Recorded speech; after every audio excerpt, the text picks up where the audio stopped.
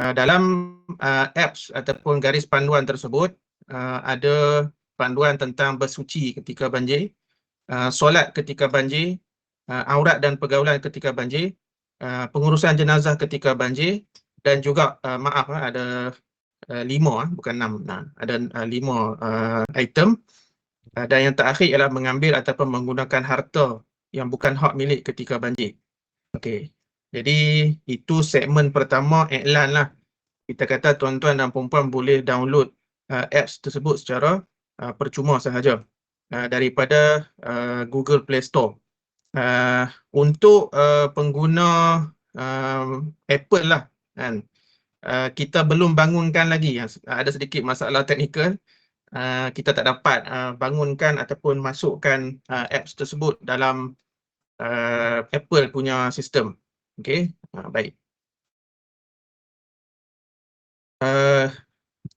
Garis panduan tersebut ataupun apps tersebut sebenarnya hasil daripada kajian dan penyelidikan fake banjir yang saya ketuai dan juga tim saya lah. Hasil daripada beberapa pemerhatian, beberapa soal selidik yang kita jalankan semasa tim kami menjalankan kajian fake banjir tersebut khususnya di Temelung Pahang dan juga Pulau Pinang. Beberapa tahun yang lepas lah. Hasil daripada kajian tersebut kita hasilkan garis panduan, dan garis panduan tersebut telah pun dibentangkan di Jabatan Mufti Negeri Pahang. Dan hasil daripada komen-komen ahli jawatan kuasa fatwa Negeri Pahang, kita telah murnikan dan akhirnya kita hasilkan dalam bentuk apps untuk memudahkan masyarakat Islam lah khususnya. Baik. Itu segmen yang pertama. Segmen yang kedua, sebelum saya membincangkan tentang isu-isu fake banjir, saya nak kena cerita sedikit latar belakang bagaimana tercetusnya kajian fake banjir ni. Kajian fake banjir ini bermula pada tahun 2004. Penghujung 2014,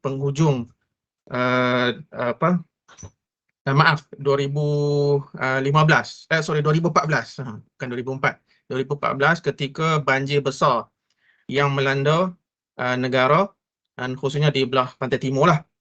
Dan tahun itu banjirnya luar biasa. Dan siapa ingat kalau tahun 2014 tu. Jadi ketika saya duk baca dalam surat khabar, tonton berita dan sebagainya, kita dapati saya khususnya dapati bahawa banyak pihak, ramai orang pergi membantu mangsa-mangsa banjir ketika tu yang terjejas teruk di Kelantan dan juga di Pahang lah. Banyak pihak semuanya pergi ke pusat-pusat pemindahan sementara banjir tersebut membawa bantuan makanan, bawa kita kata ubat-ubatan, pamper dan sebagainya lah. Okey. Sama ada agensi kerajaan atau parti politik atau NGO, universiti, yayasan itu, yayasan ini, semuanya pergi ke mana-mana pusat yang menempatkan mangsa banjir ini, mereka akan bawa bantuan makanan. Jadi bila saya duk baca berita dan tonton berita tersebut, terdetik dalam hati saya, apa yang aku boleh buat lain sikit pada orang. Apa yang aku boleh buat lain sikit pada orang lain ataupun pihak lain. Dan asyik-asyik makanan, asyik-asyik ubat-ubatan dan sebagainya lah. Bukan kata tak bagus, tapi saya duk terfikir kalau aku nak turun ke lapangan, apa yang aku boleh buat selain daripada bawa bantuan makanan. Jadi fikir, terdetik ataupun terlintas dalam pemikiran saya, kenapa tidak saya buat satu kajian, cuba explore, cuba lihat, cuba tinjau apa isu-isu fiqh yang berbangkit yang selalu berlaku di pusat-pusat penempatan mangsa banjir. Sebab memandangkan saya ni background syariah kan, Jadi terdetik dalam pemikiran saya, kenapa tidak saya buat satu kajian, kita kata kajian fiqh, kan, nak tinjau, nak tengok apa masalah-masalah ataupun isu-isu fiqh yang berbangkit kan di pusat-pusat penempatan banjir lah. Okey. Biasanya kami ahli akademik ni, dalam dunia akademik, bila kita nak buat research, nak buat kajian, kita kena buat proposal, iaitu kertas cadangan kan. Proposal nak buat research, kita kena letak pendahuluan, problem statement, objektif kajian, metodologi kajian macam-macam, dan salah satu yang unsur penting adalah bajet. Okey, itu biasa kami ahli akademik. Tapi tuan-tuan dan puan-puan, bila kita bercakap tentang bencana, kita pun tak expect bila bencana contohnya macam banjir ni akan berlaku. Dan memang ketika itu tengah berlaku banjir teruk di negara kita. Jadi saya katakan kepada diri saya, lupakan proposal, okay, itu kemudian tak apa. Yang penting pertamanya aku nak turun ke lapangan dan aku nak buat kajian berkenaan dengan fake banjir, yang saya istilahkan fake banjir. Itu penghujung tahun 2014. Jadi dalam masa 2-3 hari kan, selepas terdetik dalam hati saya ni, saya terus iklan kepada rakan-rakan se-USIM lah, kan, siapa nak ikut saya turun ke lapangan. Dalam masa 3 hari kita akan bergerak. Jadi kita kata alhamdulillah, walaupun short notice lah kita kata, alhamdulillah saya dapat 7 orang. 7 orang rakan-rakan pensyarah saya daripada pelbagai fakulti. Ada yang fakulti syariah, undang-undang, ada yang fakulti pengajian Quran Sunnah, ada fakulti kepimpinan dan pengurusan, ada fakulti ekonomi muamalat. Jadi termasuk saya ada 8 orang. Okay. Jadi alhamdulillah dalam masa 2-3 hari itu saya dapat mengumpulkan 8 orang ahli penyelidik. Jadi kami kena mencari kita kata kenderaan lah. Jadi saya sewa lah, saya sewa satu biji hailak, dan satu biji hailak lagi saya pinjam daripada pusat sukan USIM, dan pusat sukan USIM kata boleh nak pinjam hailak kami ni, tapi kena pakai kami punya driver. Jadi saya tak kisahlah as long as kita dapat kenderaan. Jadi ketika itu saya dapat 2 biji hailak lah. Dan kami 8 orang campur dengan seorang kita kata staff daripada pusat sukan sebagai driver. So kami ada 9 orang. Baik. Bila dah dapat kenderaan, ini tak tahu hala tuju nak pergi ke mana. Okey, kami ada 2 pilihan. Ini tahun 2014 dan cerita. Kami ada 2 pilihan, iaitu sama ada kita pergi ke Kelantan ataupun kita pergi ke Pahang, Temeluk. Jadi saya bincang dengan rakan-rakan penyelidik kita ni, kalau kita pergi Kelantan, perjalanan mungkin lebih kurang 8-9 jam. Okay. Jadi kemungkinan besar kita akan banyak letih dalam perjalanan. Jadi bincang-bincang, saya kata tak apalah, kita pergi yang dekat sikit, iaitu ke Temeluk Pahang. Okay. Jadi Temeluk Pahang ni lebih kurang 2-3 jam lah daripada nilai Negeri Sembilan USIM ni. So kami pun penghujung tahun 2014 tu kami pergi ke Temeluk. Okay, so pendek cerita tuan-tuan dan puan-puan, bila kami pergi ke Temeluk tersebut, sampai sahaja di Pekan Temeluk, pada hari kejadian tersebut, memang kita dapati bandar Temeluk dalam pekan utama tu memang tenggelam habis. Memang teruk lah. Jadi dalam keadaan kita kata, saya dah pesan dekat rakan-rakan kena bersedia lah mental dan fizikal kan, dan juga rohani kita, sebab kita tak jangka apa akan berlaku.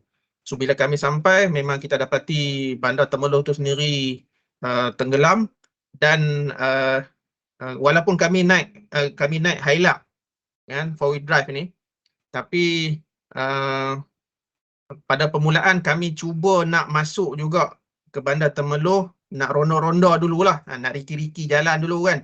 Tapi bila sampai satu tempat dalam Pekan Temeloh tu, nampak ada satu sebiji hailak terjunam dalam, dia bukan longkang, asalnya jalan, tapi akibat banjir jalan tu pecah.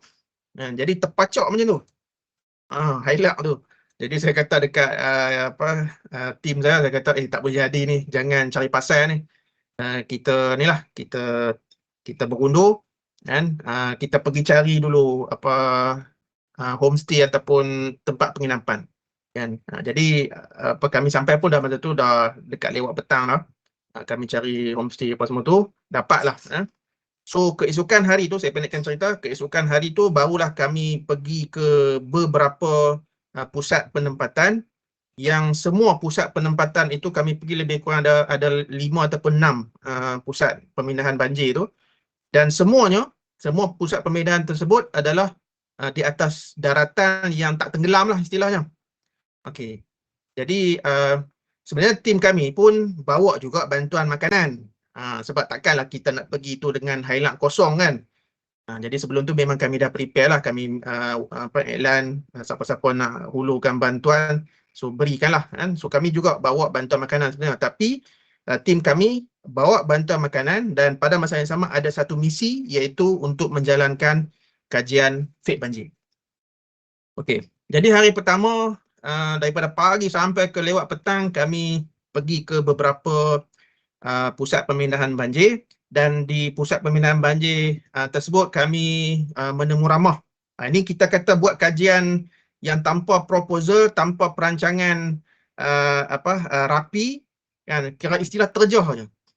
Kan, pergi cuba dapatkan seberapa ramai mangsa-mangsa di pusat penempatan dan juga petugas-petugas yang sempat kita temubual.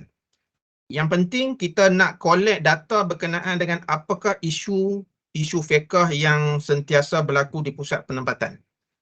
Okay, jadi kami pun hari pertama tu, second day tu kan, daripada pagi sampai lewat petang kami pergi ke lebih kurang 5-6 pusat penempatan. Ada yang di sekolah, ada yang di masjid, ada yang di dewan orang ramai kan. Jadi kami menemu ramah lah seberapa yang dapat kami temu ramah. Okay, jadi dapatlah data kan, sedikit sebanyak pada hari kedua tersebut. Lepas tu bila balik petang, malam tu kami bincang, dan saya kata dekat tim saya kan, kita ni hari ni alhamdulillah dapat round 5-6 pusat penempatan di sekitar area Temeloh tu. Tapi tak thriller lah, saya kata kan. Tak mencabar lah. Sebab kita pergi ke pusat-pusat penempatan yang atas darat, yang tak tenggelam. Jadi boleh tak cuba kita riki-riki lagi, kod-kod di area Temeloh tersebut ada pusat penempatan yang tenggelam.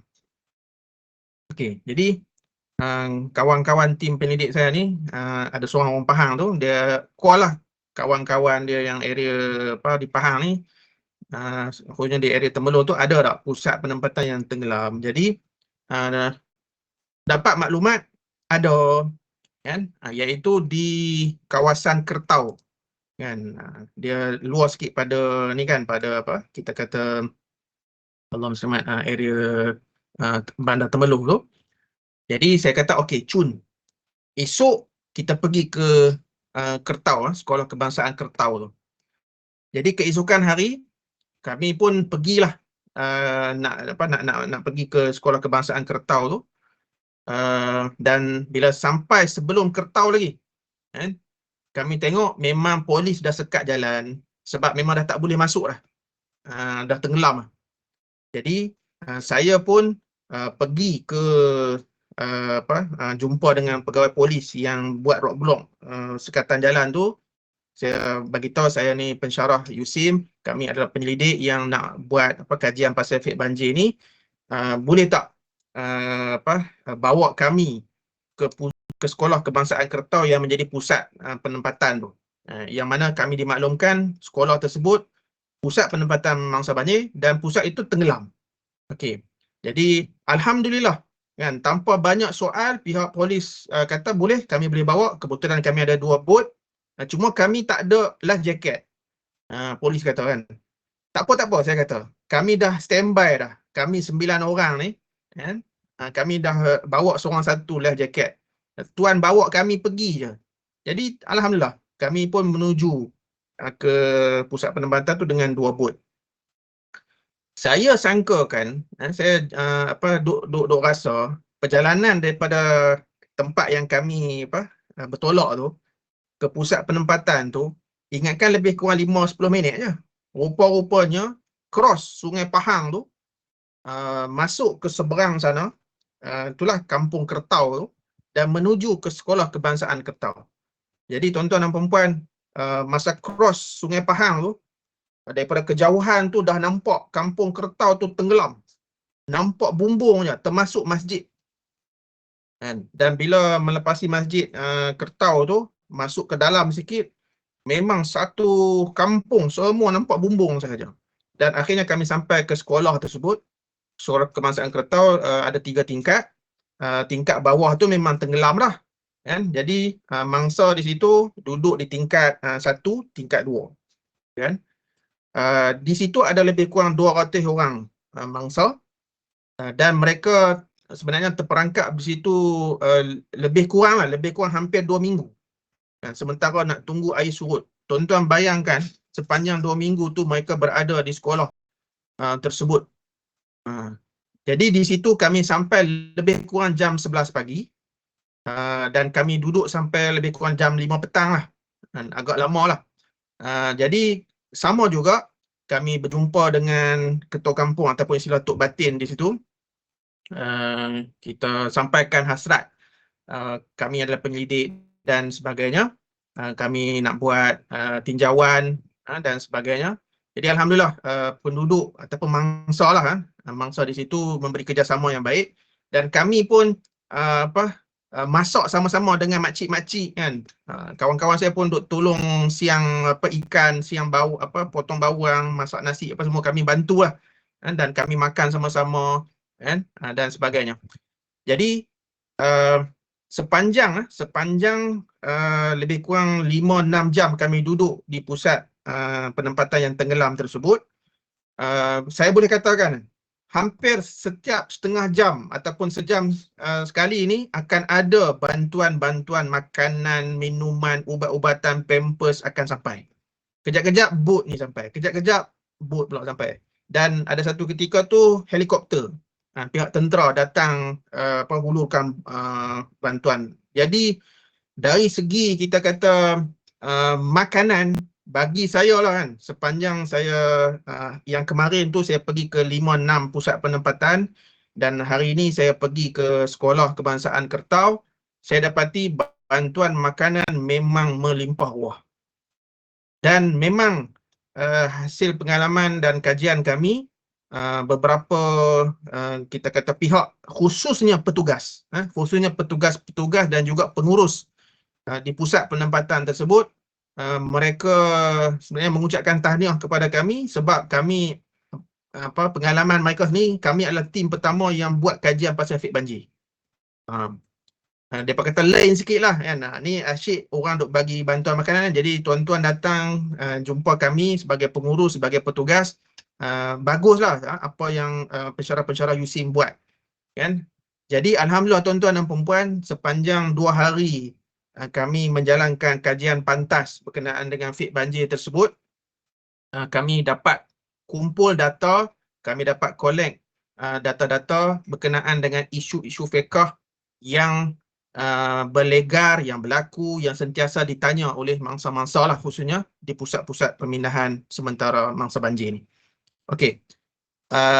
Kemudian tuan-tuan dan perempuan, kalau siapa yang dalam bidang akademia lah, tahun 2015, siapa ingat lagi, masa tu kerajaan Malaysia melalui Kementerian Pendidikan Tinggi mengeluarkan ataupun menawarkan satu grant FRGS, Fundamental Research Grant Scheme ni, khusus untuk banjir. Okay. Jadi kerajaan buka satu tabung khas FRJS, mohonlah buatlah kajian semuanya pasal banjir sahaja.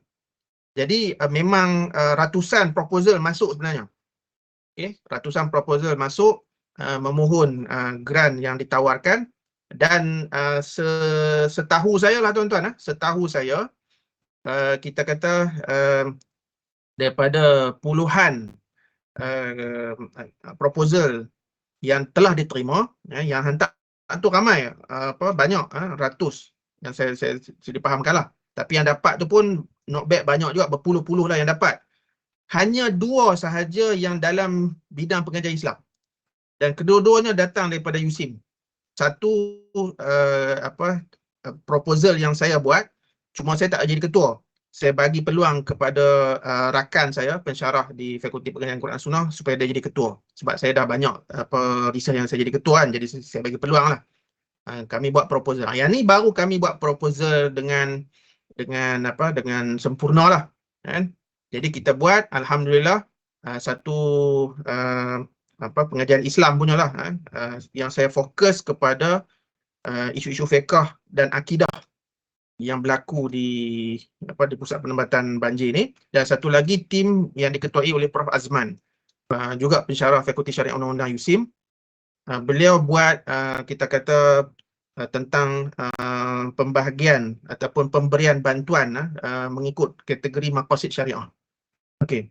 Jadi tuan-tuan, bila kami buat satu proposal baru dan dapat grant FRJF ni, yang ni barulah kita buat proper punya,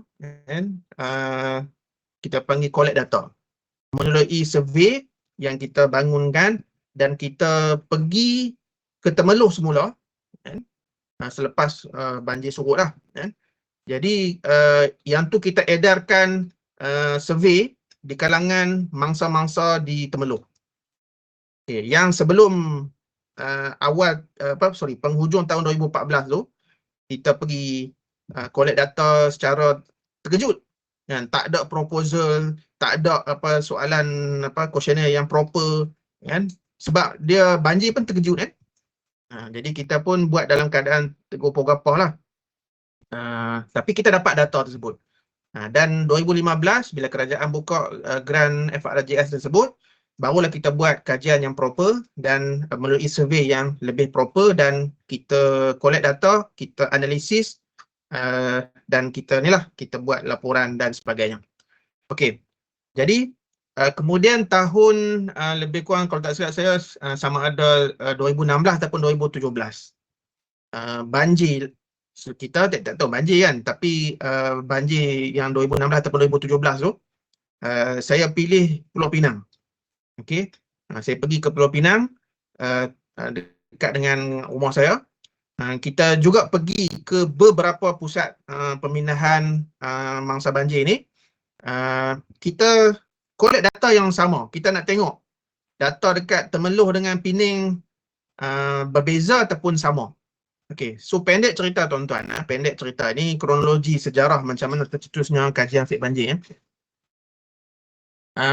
Apa yang saya dapat simpulkan ialah sama ada di Temeloh, di pusat penempatan atas darat, ataupun pusat pemindahan sementara PPS tu dalam kawasan yang tenggelam, contoh macam Sekolah Kebangsaan Keretau tu, ataupun pusat pemindahan mangsa banjir di Pulau Pinang, isunya sama je.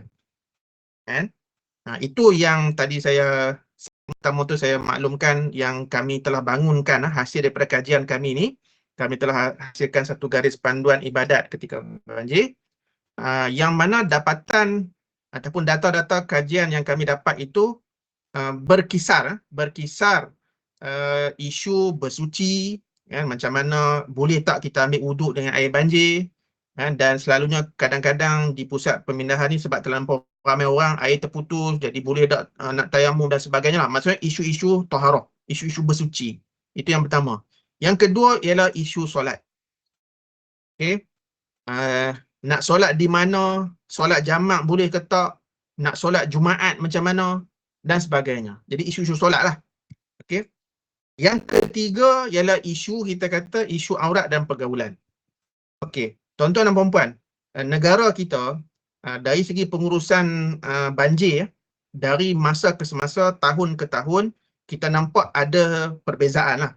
Kan?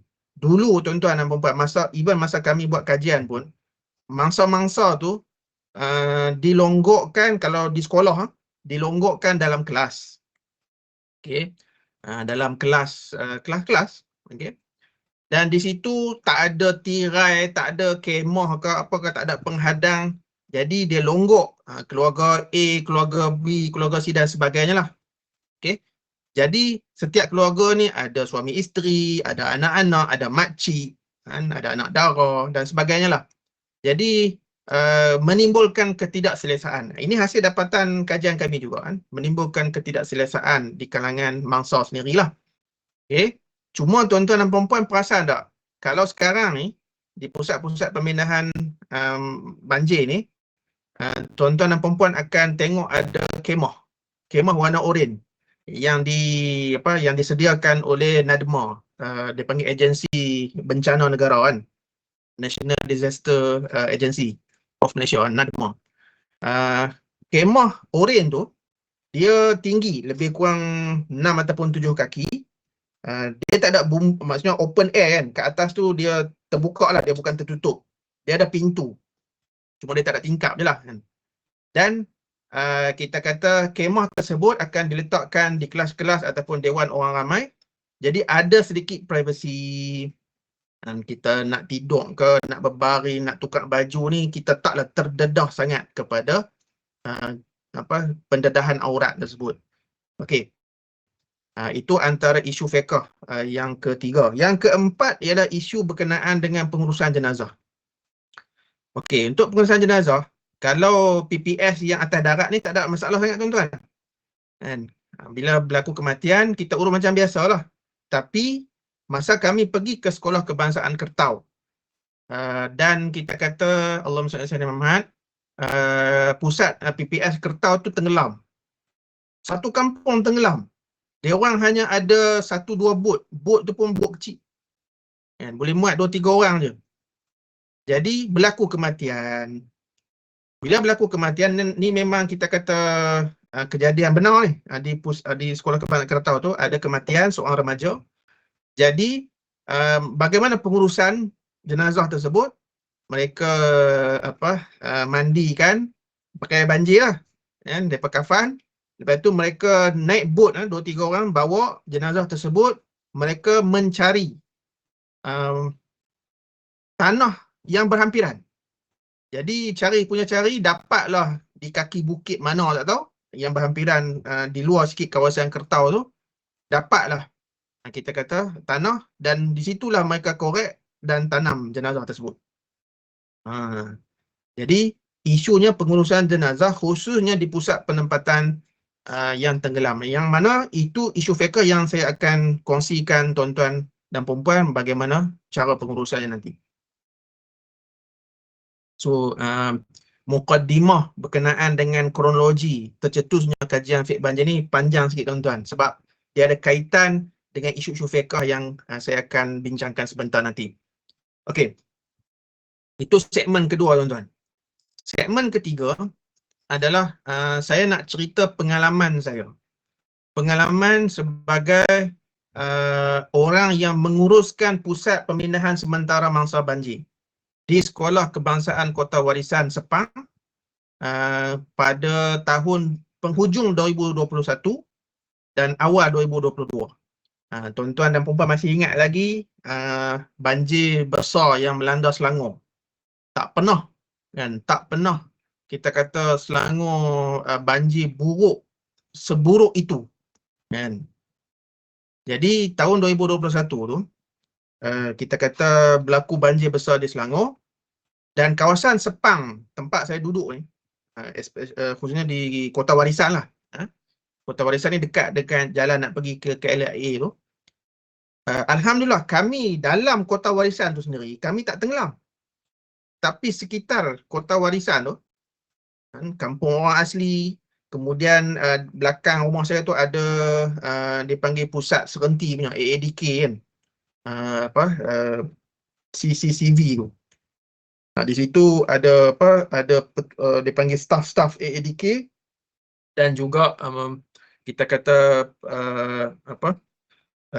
penagih-penagih yang dah sampai final stage yang dia orang dah nak keluar lah, yang dah nak habis tempoh kan. Dia orang belajar kemahiran tertentu, so mereka akan duduk di pusat yang dekat belakang rumah saya tu. Kalau pusat serenti, pusat dadah yang betulnya di Dengkil kan, itu jauh sikit pada rumah saya. Ini yang belakang rumah saya tu untuk kita kata yang dah nak keluar lah, lebih kurang 6 bulan nak tamat, mereka akan dipindahkan ke situ dan sebagainya lah. Okay, di situ kebiasaannya bila hujan lebat saja memang akan air naik sampai kadang hari itu sampai paras dada. Okey. Jadi tuan-tuan dan puan-puan, saya ketika itu tahun 2021 tu saya adalah timbalan pengurusi Persatuan Penduduk Kota Warisan.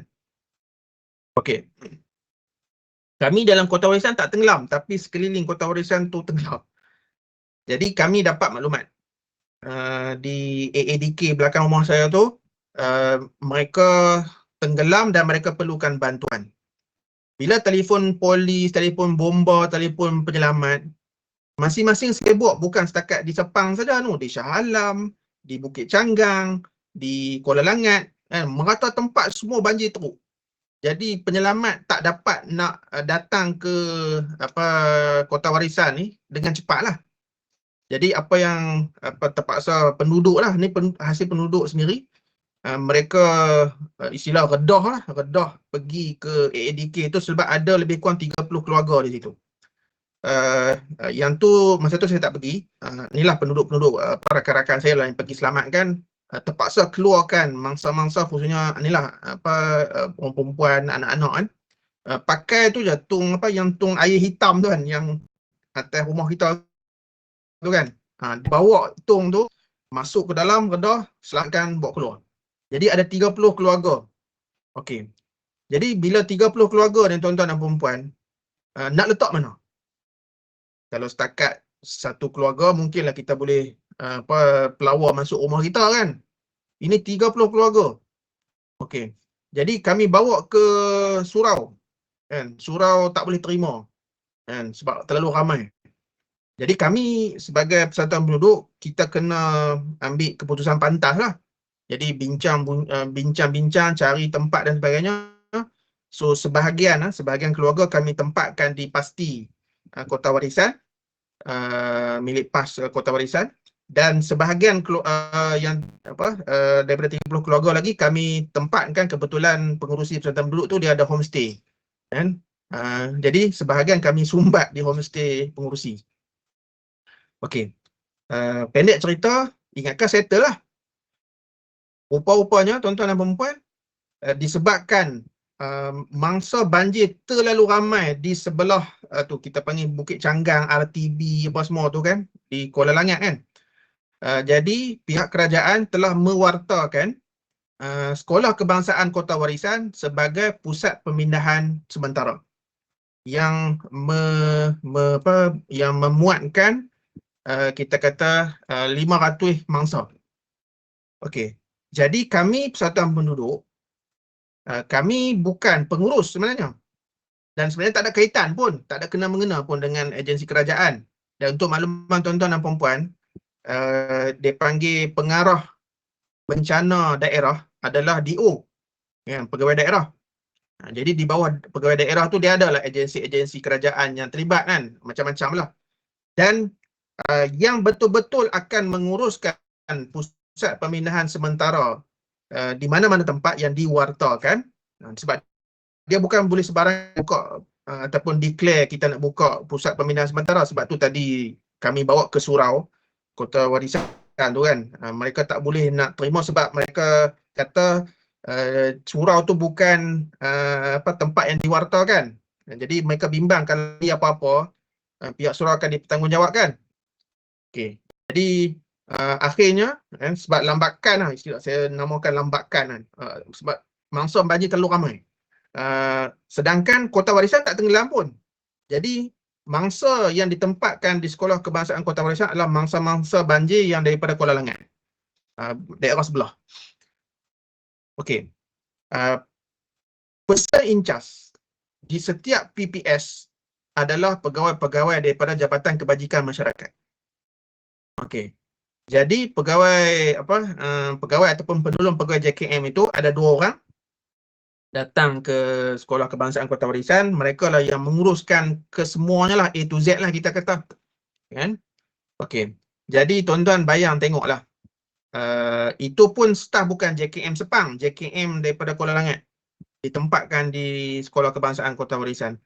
Jadi kami Persatuan Penduduk, ialah bila ada orang datang, kita kena bantulah kan. Jadi kami Persatuan Penduduk kata dekat penolong pegawai JKM tu, tak apa tuan puan, ada 2 orang lelaki perempuan. Kami kata tak apa, kami bantu insya-Allah. So kami Persatuan Penduduk dan saya Timbalan Pengurusi ketika itu, saya berkampung daripada pagi sampai ke malam setiap hari selama 9 hari. Kami menguruskan, membantu menguruskan pusat pembinaan sementara. Okey. Jadi apa cerita yang saya nak cerita? Tuan-tuan dan puan-puan. Bila saya buat kajian fik banjir yang saya cerita di awal, penghujung 2014 dan di awal 2015 tu, saya dah pergi banyak pusat pembinaan sementara banjir ni kan. Ini apa yang saya perhatikan. Kami duduk lama, kami perhati, kami bersembang dan sebagainya. Macam tadi saya katakan, di setiap pusat pembinaan PPS ni, yang in charge adalah pegawai JKM. Okey. Jadi pegawai JKM tu memang depa istilah 24 jam lah. Depa akan bergilir lah. Yang 2 orang ke 3 orang ni depa akan bergilir lah. Ada jadual mereka. Tetapi mereka akan berada di PPS istilahnya 24 jam. Okey. Jadi mereka lah yang akan in charge dari segi pengurusan penempatan, agihan bantuan makanan, agihan bantuan-bantuan lain dan sebagainya lah. Okey, yang nak pendaftaran. So mereka akan urus A to Z. Jadi hasil daripada pemerhatian saya, bila mangsa ditempatkan di pusat pembinaan tu, mereka istilah melepak je lah. Tak ada aktiviti khusus, kan? Solat jemaah bergantung kepada tempat, kan? Kalau tak ada inisiatif orang yang nak buat sembahyang jemaah, pakai tak sembahyang jemaah lah di tempat itu, kan? Kemudian anak-anak, kan, main bola, duk main sana lari sini. Jadi aktiviti tertentu tak ada. Termasuklah program-program keagamaan. Okey. Jadi hasil daripada kajian awal yang saya dan tim saya buat, kami dah mencadangkan pun. Makna kata tolonglah, dan khususnya pihak berkuasa agama, iaitu Majlis Agama dan juga Jabatan Agama. Tolong jadi ahli jawatan kuasa bencana daerah. Kenapa? Sebab kita kata setiap PPS, kan, satu daerah kadang-kadang mungkin 2-3 tempat. Jadi 2-3 tempat ini hanya ada kita kata pegawai-pegawai JKM. Kan? So kalau setakat kaunseling, kebetulan pegawai JKM itu adalah kaunselor, mungkin dia orang boleh bantu. Tapi orang yang in charge dari sudut agama lah kita kata, memang tak di tempat langsung. Jadi kenapa tidak? Why not setiap kali banjir dibuka sahaja pusat pembinaan PPS di mana-mana, di masjid ke, di sekolah ke, Majlis Agama, Jabatan Agama juga kena tempatkan pegawai agama. Untuk apa tuan-tuan dan puan-puan? Yang pertama, menguruskan hal ehwal keagamaan lah. Sebagai contoh yang paling penting ialah solat. Okey.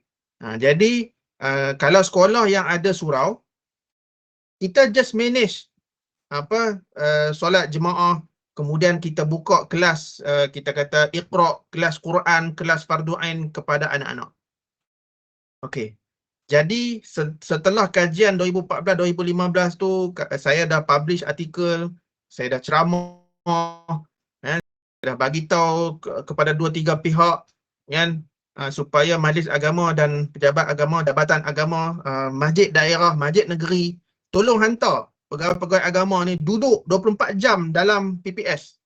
Tapi kita kata cadangan tersebut sekadar cadangan.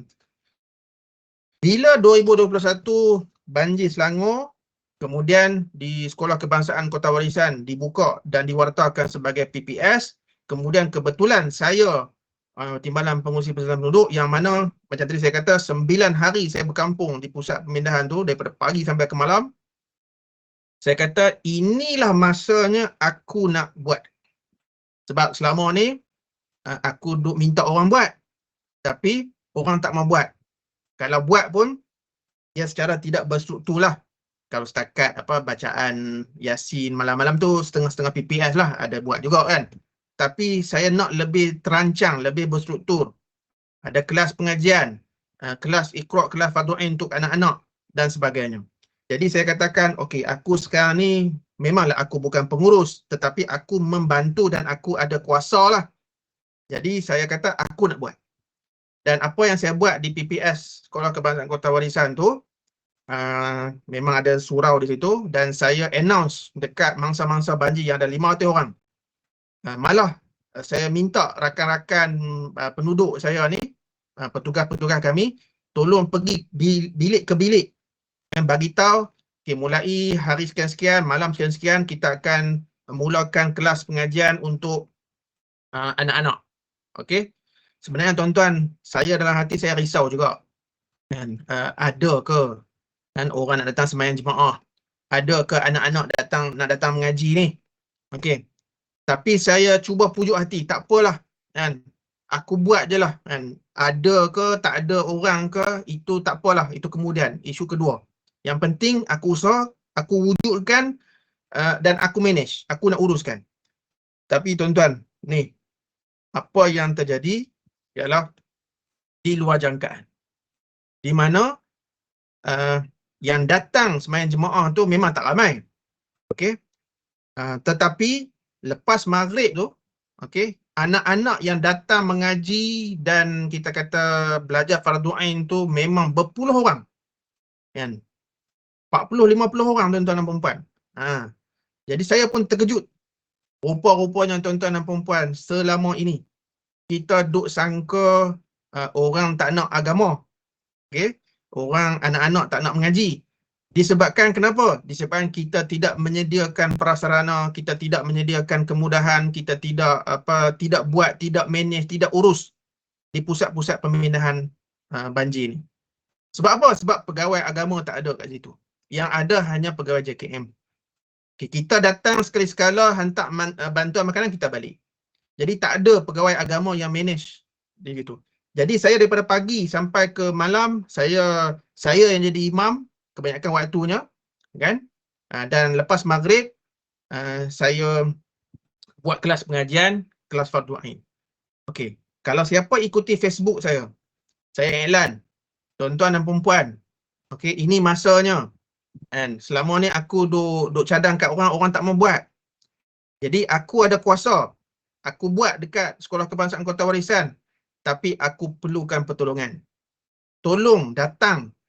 Ni apa kata nak berjihad kan? Bukan nak suruh berjihad kat Israel, nak suruh datang bantu saya mengajar, menguruskan kelas-kelas pengajian Quran, kelas-kelas Fardhu Ain di Sekolah Kebangsaan Kota Warisan untuk anak-anak mangsa banjir. Okey. Jadi berdegam-berdegum kita nak berjihad kan. Alhamdulillah lah, ada juga yang menyahut kan, ada juga yang menyahut seruan saya datang.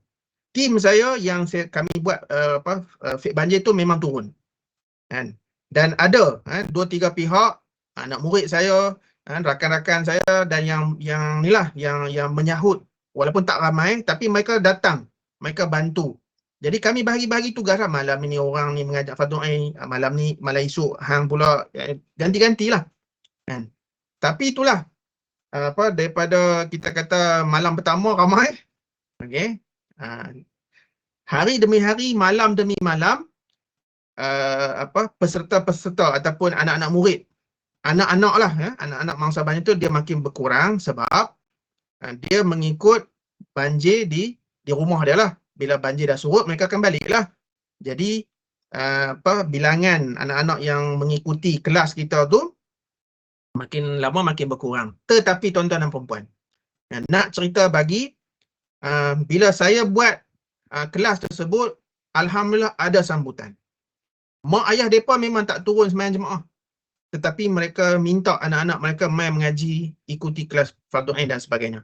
Dan bila saya buat itu, benda tu telah menarik perhatian beberapa pihak, beberapa individu yang mereka juga datang jumpa saya sebab saya walaupun saya timbalan pengurusi masa tu, tapi istilahnya saya lah yang in charge mewakili Persatuan Penduduk Kota Warisan. Mereka datang jumpa saya, kata, "Ustaz, boleh tak kami nak buat kelas tambahan?" Saya kata, saya alu-alukan, ahlan wa sahlan. Hampa nak buat apa, datanglah bantu buat aktiviti dengan anak-anak kita ni, dengan jemaah-jemaah kita. Datang. Jadi alhamdulillah, 2-3 pihak, 2-3 individu, mereka buat kelas tambahan waktu petang, aktiviti mewarna dan macam-macam lah dengan anak-anak kita. Jadi saya ni tuan-tuan dan perempuan, kita kata cadangan, seruan, harapan saya sebelum itu kepada khususnya Jabatan Agama ataupun Majlis Agama tak bersambut sebelum tu, tetapi bila saya ada kuasa, saya jadi membantu menguruskan PPS Kota Warisan tu, saya ada saya ada kemampuan dan kuasa lah untuk buat, dan alhamdulillah bila kita buat ada sambutan, kan. Jadi saya nak mengulangi harapan saya kepada, kalaulah dalam dalam kita punya live kita ni ada wakil-wakil daripada pejabat agama ke Majlis Agama, tolonglah cakna, kan. Kita kadang-kadang kalau banjir besar ni ratusan PPS dibuka, makna kata setiap negeri kena hantar wakil-wakil pejabat agama, imam-imam masjid negeri, imam masjid daerah, buat jadual macam pegawai JKM. Dan isunya kita tak buat, kita tak manage, kita tak ada petugas-petugas yang nak solat jemaahnya, nak buat kelas kan. Benda tu tak ada. Jadi macam mana orang nak datang? Saya boleh tunjuk bukti, kan, ketika saya menguruskan PPS di Sekolah Kebangsaan Kota Warisan tahun hujung 2021 dan awal 2022 tu, alhamdulillah, kan, ada sambutan. Okey.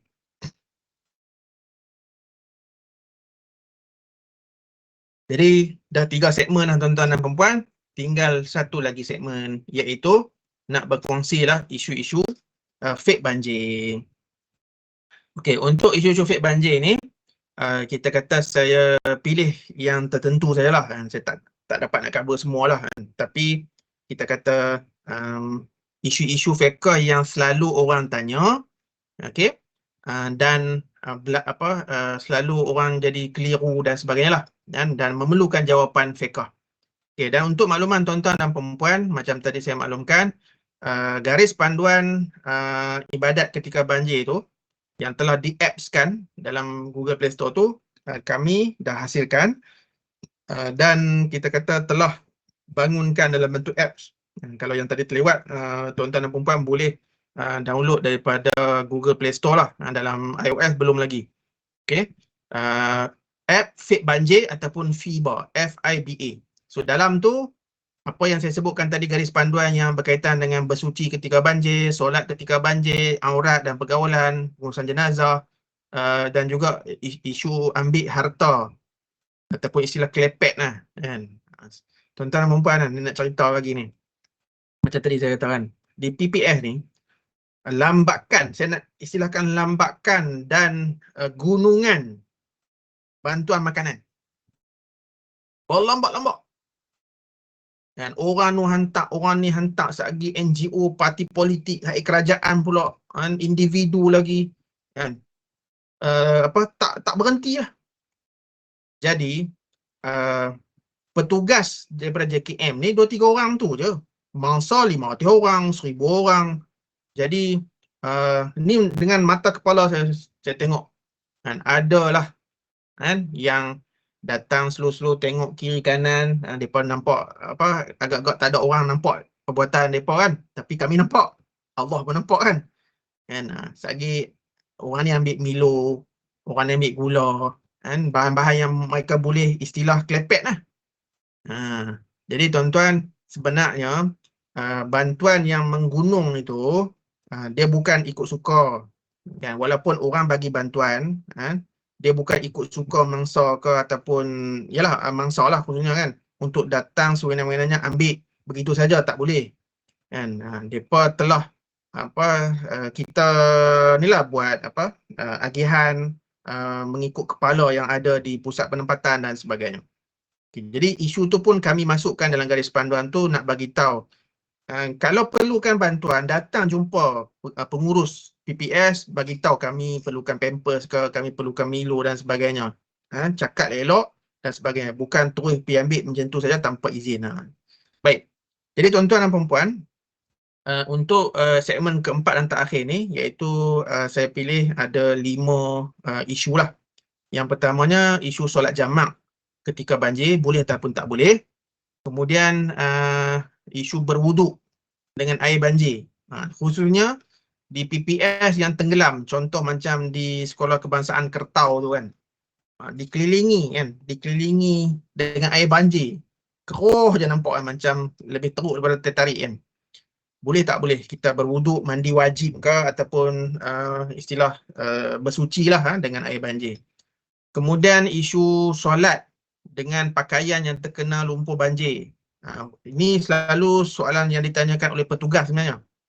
Kan? Mangsa pun ada juga kan, bila balik rumah, rumah dah berselut, dah teruk kena lumpur apa semua tu kan. Jadi kita pun bersihkan rumah. Nak bersihkan rumah tu, kalau ada bantuan daripada petugas-petugas mungkin cepat. Tapi kalau kita seorang-seorang, mau 2-3 hari juga kan. Jadi dah lah air tak ada, air kurang dan sebagainya. Baju kita terkena lumpur banjir kan. Jadi sah tak solat kan. Okey, kemudian solat pakai kasut. Sama juga untuk petugas dan sebagainya, kita pakai kasut pocukang tu kan. Dan sebagainya. Nak solat dengan kasut yang terkena lumpur ataupun kasut tu sendiri kan, boleh tak? Dan akhir sekali ialah tentang isu pengurusan jenazah lah. Okey.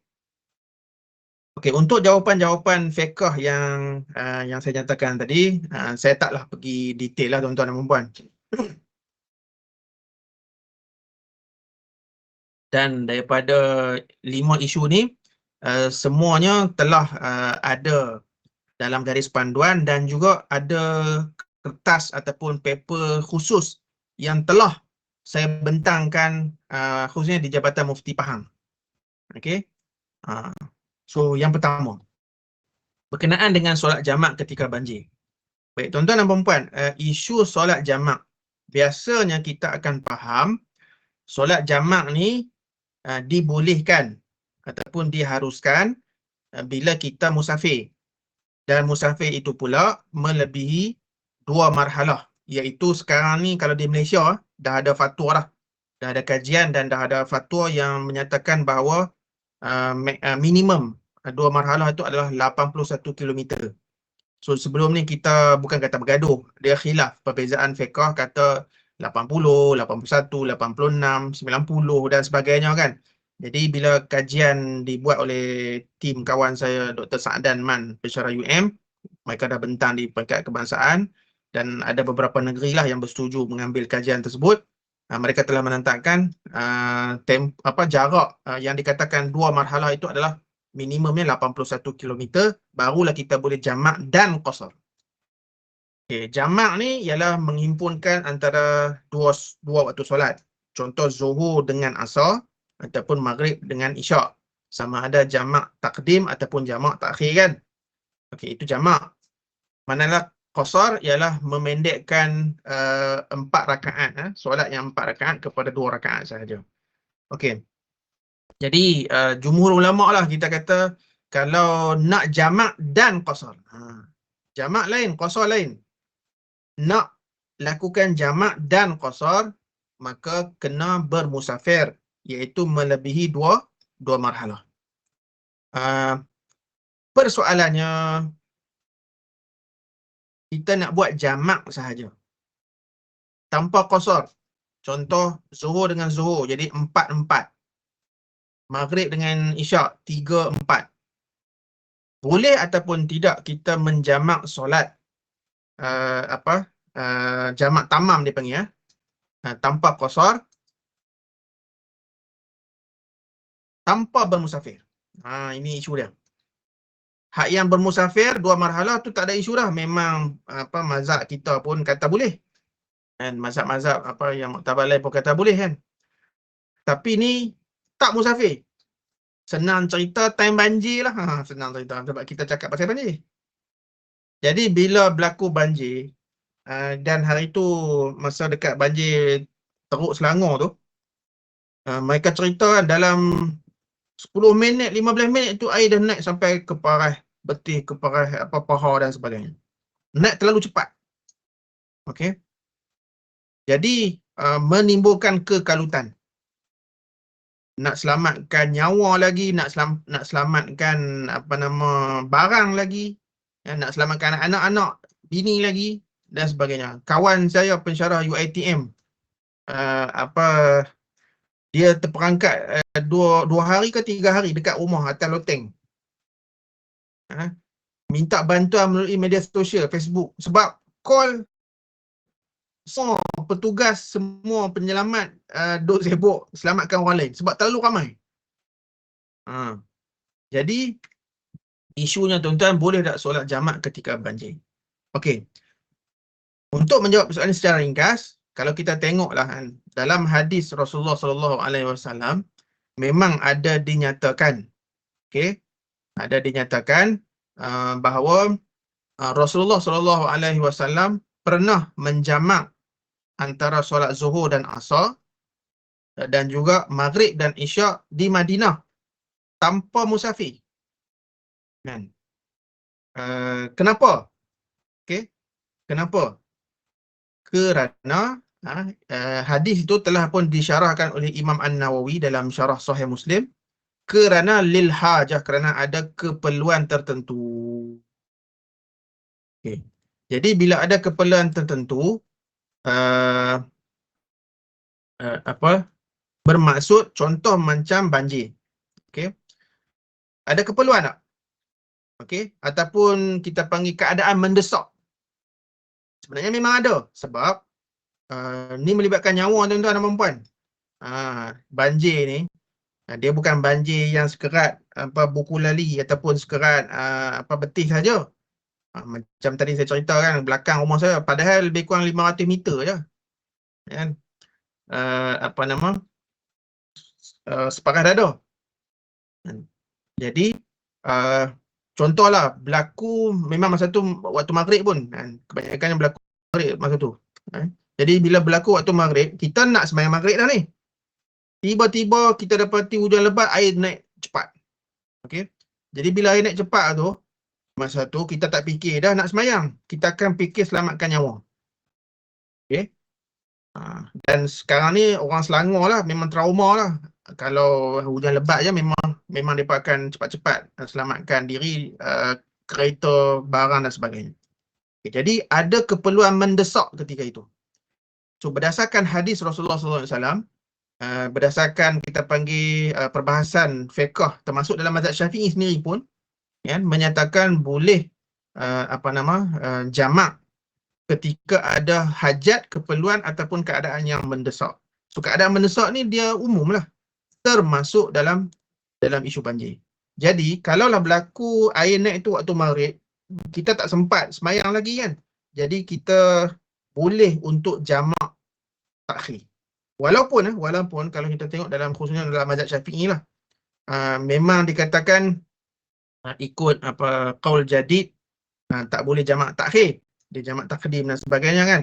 Tapi dia panggil hasil daripada penelitian, hasil daripada realiti sekarang ini, keharusan dan kebolehan untuk kita jamak takhir ataupun jamak takdim tidak ada masalah ketika banjir. Dan ini termasuk untuk mangsa dan juga petugas. Okey, cuma tuan-tuan dan puan-puan, keharusan untuk boleh sembahyang jamak tamam, bukan jamak qasar, jamak tamam iaitu 4-4 ataupun 3-4 itu bukanlah sepanjang tempoh banjir tu. Kan? Ni hanya ketika kekalutan, especially hari pertama lah kita kata. Masa kita kalut, air tengah naik tu. Kan? Sebab kita fikir nak selamatkan nyawa kan. Masa tu kita kata dibolehkan untuk sembahyang jamak tamam sahaja. Okey. Dan bila kita dah di tempat pusat penempatan banjir, kan, kita pun dah tenang-tenang apa semua tu kan. Itu tak ada keperluan pun untuk kita jamak. Kita boleh sembahyang secara normal. Zuhur pada waktunya, asar pada waktunya. Ini pada ketika ataupun time kita kalut saja, especially hari pertama tu lah. Dan untuk petugas macam bomba ke askar dan sebagainya, polis kan, yang duk turun padang pergi selamat orang naik bot apa semua tu kan. Jadi mereka pun letih, mereka pun tak ada masa dan sebagainya kan. Non-stop lah bantuan tu kan. Jadi untuk petugas pun dibolehkan untuk sembahyang jamak. Okey, itu isu pertama. Okey, isu kedua tuan-tuan dan puan-puan, berwuduk dengan air banjir. Berwuduk dengan air banjir ni ataupun mandi wajib lah kita kata kan. Boleh tak boleh? Okey. Syarat utama untuk kita berwuduk ni adalah dengan air mutlak. Jadi bila air mutlak tu apa?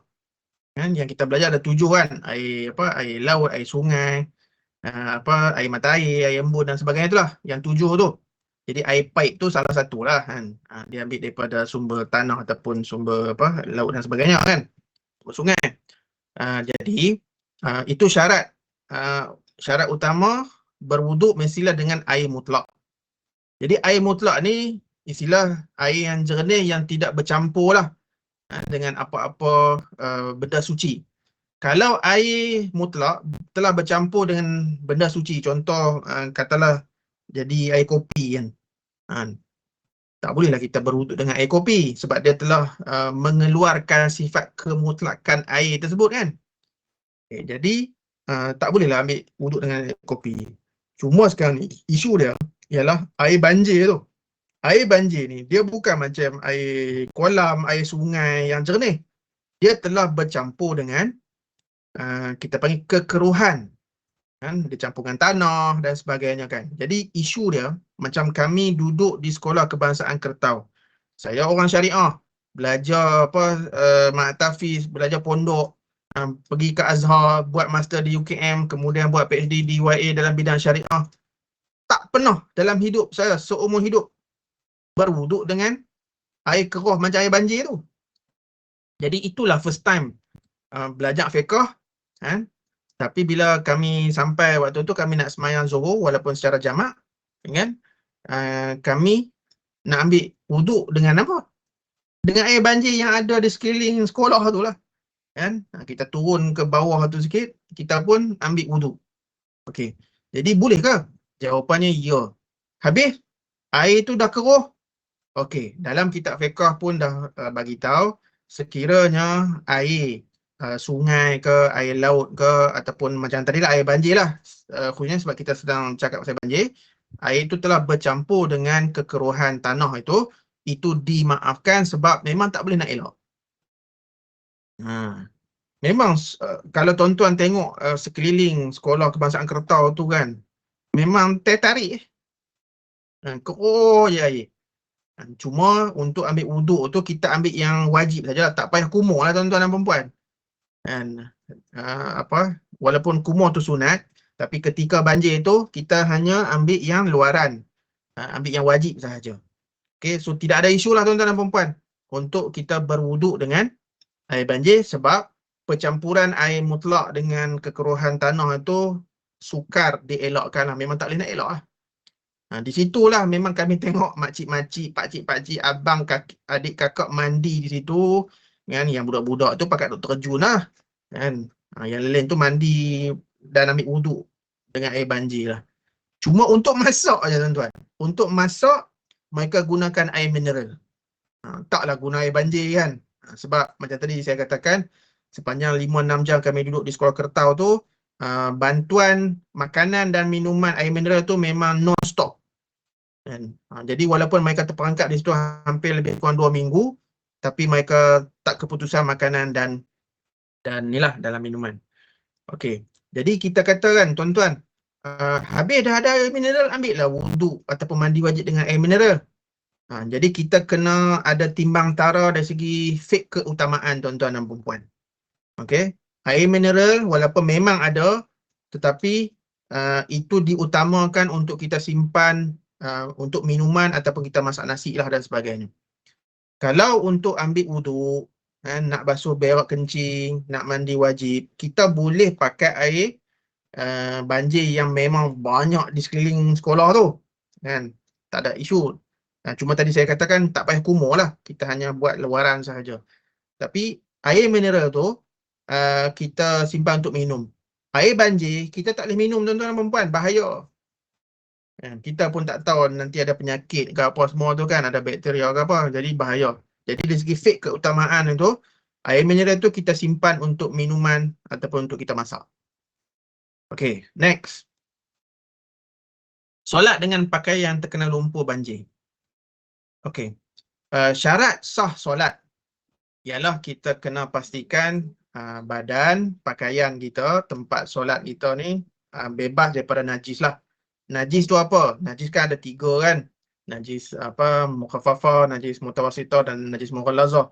Jadi kita kena pastikan semua pakaian-pakaian badan kita ni bebas daripada najis-najis tersebut yang 3 tadilah. Isunya ialah lumpur. Apa ataupun kita panggil apa? Apa? Ialah lumpur lah kan. Najis ataupun tidak. Lumpur ni tuan-tuan, dia adalah bagi kita kotor tapi dia tak najis. Kecuali lumpur tersebut bercampur dengan najis. Dah lah lumpur. Lepas tu lembu pergi berak pula atas lumpur tu, bergaul dengan ni. Itu lumpur yang kotor dan bernajis sebab dah terkena najis. Tapi kalau lumpur tu semata-mata sebab dia tanah yang terkena apa air, dia jadi inilah kan, lumpur lah kan. Kena baju kita, kena tangan kita. Jadi apa status kita solat dengan pakaian ataupun badan yang terkena lumpur tersebut, apa dalam kitab fiqh pun ada sebut tuan-tuan dan puan-puan, sekiranya lumpur tersebut tidak mengandungi najis, maka tidak ada masalah. Sebab tu tuan-tuan dan puan-puan,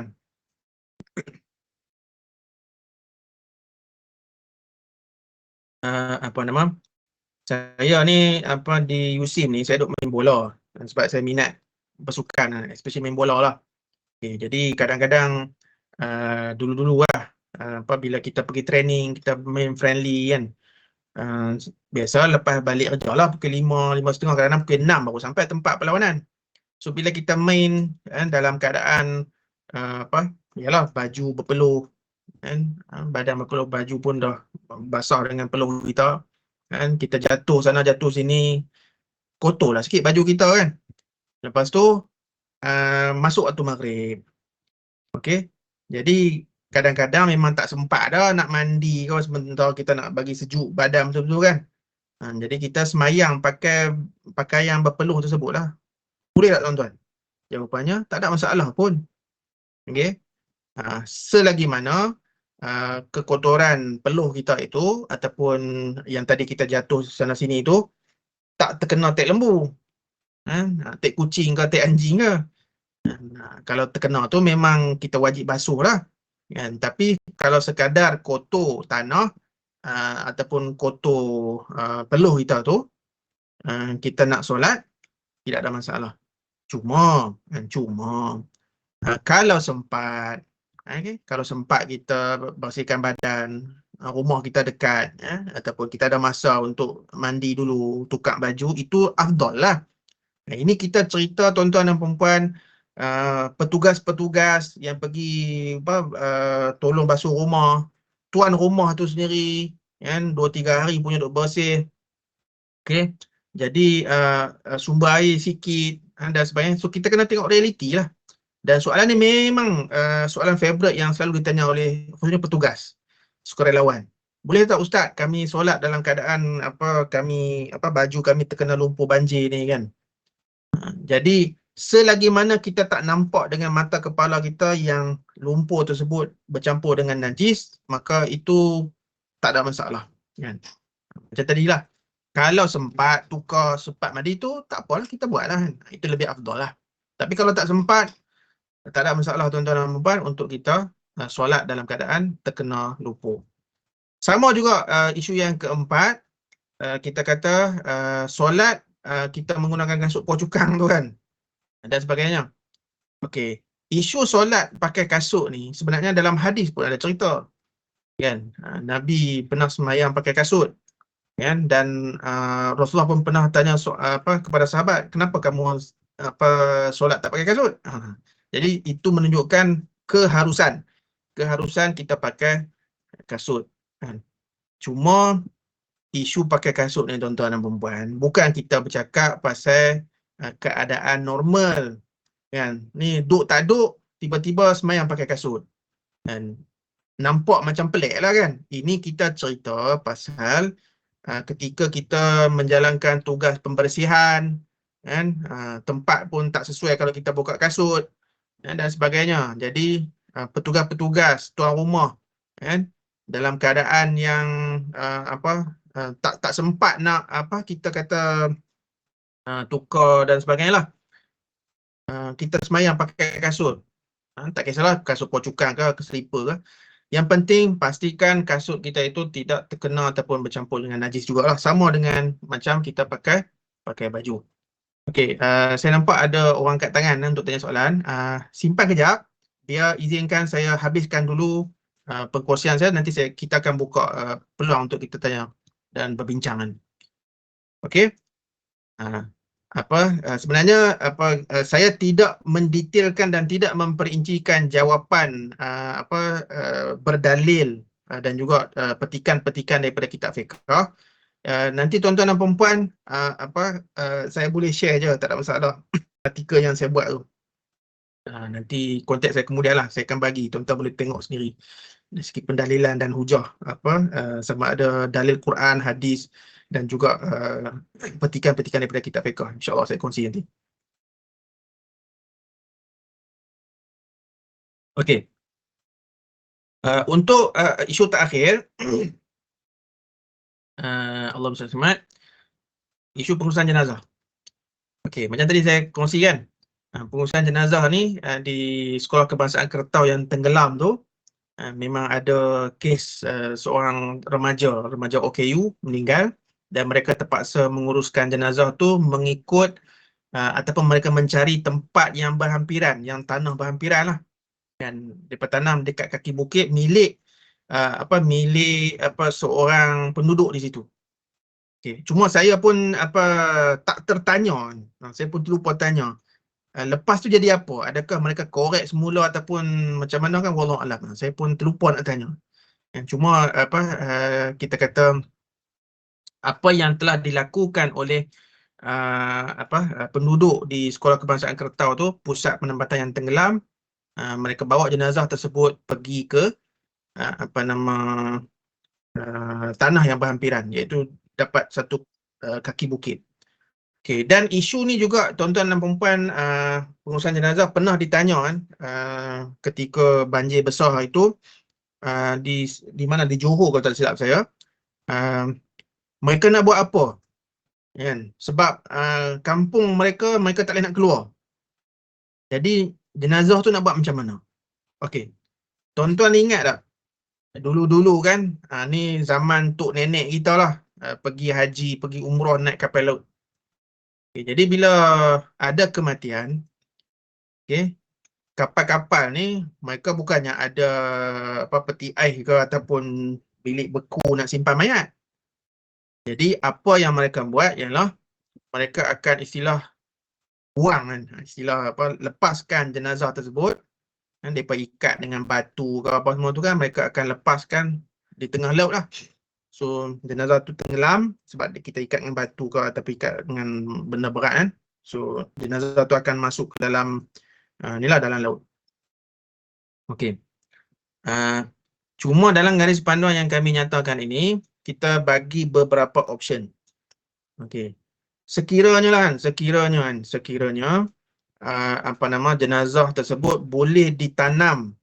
Ada jugalah tanah kan yang dekat dengan PPS tu, maka kat situ tanam dululah walaupun bukan kubur yang diwartakan.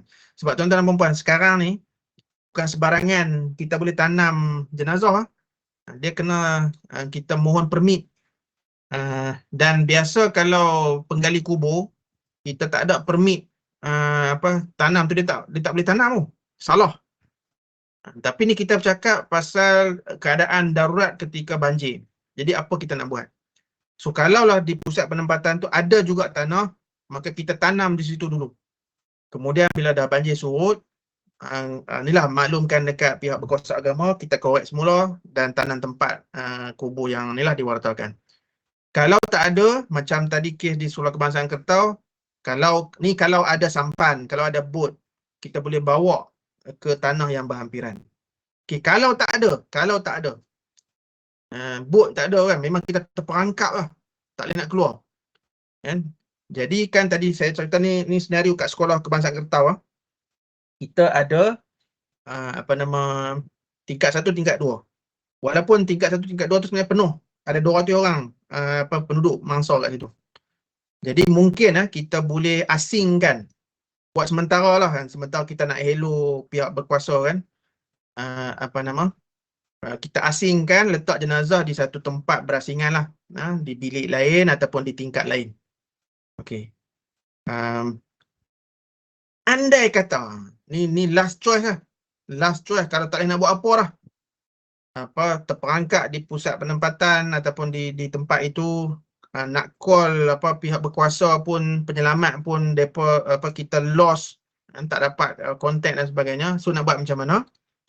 Okey, kita boleh buat iaitu dengan cara menghanyutkan jenazah tersebut. Makna kata ambil jenazah kita balut elok lah kan. Balut elok jenazah tersebut. Jadi kita lepaskan di banjir tersebut, biarlah arus tu bawa mayat tu ataupun jenazah tersebut ke mana sahajalah sehingga dijumpai oleh orang lain ataupun hilang begitu saja. Okey. Sebenarnya tuan-tuan dan puan, step-step tersebut asalnya kami letak dalam garis panduan. Okey. Jadi bila kami bentang dekat Jabatan Mufti Pahang, adalah komen kan daripada beberapa orang jawatan kuasa fatwa. Mereka kata takkanlah sampai keadaan kita kat Malaysia darurat sampai macam tu untuk penggunaan jenazah, sampai kita kena lepaskan jenazah ikut arus banjir tu kan. Jadi mereka minta kami keluarkan klausa tersebut kan? Sebab tuan-tuan dan puan-puan, ini setakat pengalaman kami, setakat pemerhatian kami dan setakat realiti yang berlaku dekat Malaysia. Okey. Setakat ni tak ada lagi lah tempat yang tidak boleh penyelamat sampai. InsyaAllah setakat ni lah. Kan? Mungkin akan berlaku sedikit kelewatan. Kan? Mungkin hari pertama, kan? Paling-paling tidak pun hari kedua tu insyaAllah penyelamat dah boleh sampai dekat kita. Itu realiti hakikat pada sekarang ni lah di Malaysia. Cuma asalnya kami masukkan poin hanyutkan jenazah tu, kami bagi worst case scenario. Seandainya kan, option pertama tak boleh, option kedua tak boleh, option ketiga tak boleh, option 4, option 10 tak boleh, last choice lah tu. Sebab kalau kita nak simpan mayat, dan macam tadi dekat sekolah Kebangsaan Kertau, mereka di situ 2 minggu. Mayat ni tuan-tuan, kalau sehari kita tak tanam, dia dah berbau dah. Jadi masuk hari kedua, hari ketiga dah berulat lah. Jadi kita akan menyusahkan mangsa yang hidup pula. Kan? Jadi kami bagi worst case scenario, andai kata dah tak boleh nak buat apa dah, maka last choice memang kita terpaksa lepaskan jenazah tersebut lah. Inilah ikut arus banjir tersebut kan. Cuma itulah kita kata realiti buat masa sekarang, benda tu tak berlaku.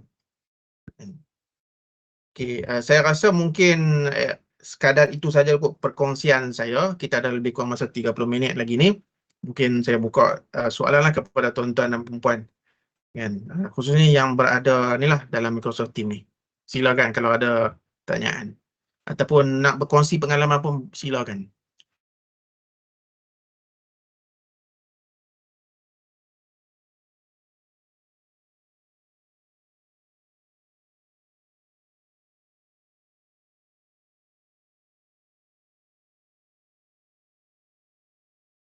Jadi ada nampak orang kat tengah tadi kan? Ada tak? Terkeluar lah. Terus je, tak payah angkat tangan, tanya je soalan. Buka mic, tanya je. Assalamualaikum Prof. Waalaikumsalam, ya silakan. Satu soalan yang Prof cakap tadi, praktis yang sebelum ni, yang trigger Prof untuk undertake the research lah pasal anything yang berkaitan dengan amalan ke, contohnya pengurusan jenazah dan sebagainya. Yang tu merupakan event-event yang trigger Prof lah, yang motivate Prof untuk undertake that research tu. Selepas benda tu berlaku, selepas Prof dah buat research, dah come up with the recommendation. So sekarang ni kan musim banjir juga. Ya. Banjir baru je berakhir di Kedah. So adakah dapatan daripada research Prof tu diguna pakai oleh autoriti yang bukan hanya menempatkan mereka-mereka daripada Jabatan Kebajikan, dan juga turut mengundang ataupun libat sama Majlis Agama Islam supaya comply kepada apa yang Prof bangkitkan dalam research Prof tu. Current situation selepas daripada jabatan Prof tu. Thank you. Okey, terima kasih Prof. Sahabat saya. Macam tadilah saya maklumkan kan, kita ni penyelidik, dan so bila kita dah selesai kita jalankan pendidikan, sama ada kita buat polisi ke, garis panduan ke, kita memang ada engage dengan pihak-pihak berkuasa kan. Tapi macam biasalah Prof, kadang-kadang idea kita orang terima, orang tak terima, itu terpulang lah. Cuma bagi saya mudah je. Macam tim kami ni membantu menyediakan macam garis panduan dan sebagainya. Okey, jadi ialah terpulanglah kepada pihak berkuasa kalau nak guna kajian kami dan sebagainya, itu terpulang, kami tak boleh nak paksa. Dan cuma harapan saya ialah kita kata contoh macam Majlis Agama, Jabatan Agama, Jabatan Mufti perlu lebih proaktif lah. Okay. Dan seandainya tuan-tuan dan perempuan, kalau ada istilah kabel lah yang nak bantu bantu saya dan tim untuk menyebar luaskan garis panduan ini dan sebagainya, saya amat-amat halukan. Sebab kita nak lah at least orang tanya, sebenarnya jawapan dah ada, garis panduan dah ada, app pun dah ada, free je kan, ambil guna je kan. Tapi ialah mungkin dapatan ataupun garis panduan saya ni tidak lagi tersebar luas kan. Itu je lah jawapan saya Prof.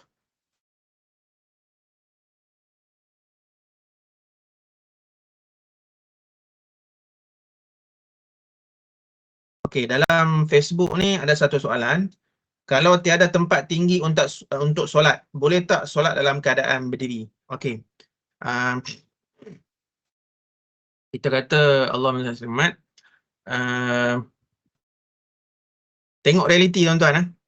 Sebab kadang-kadang ialah asatizah di luar sana yang dia tak turun padang, dia tak turun tengok realiti dan sebagainya, kadang-kadang jawapan dia tu dia tidak berpijak pada bumi yang nyata lah. Tapi kalau kita terlibat dengan dipanggil penyelamatan, okey, dan sebagainya tu kan, so kita akan faham realiti. Okey. Jadi boleh tak berlaku kan? Boleh tak berlaku?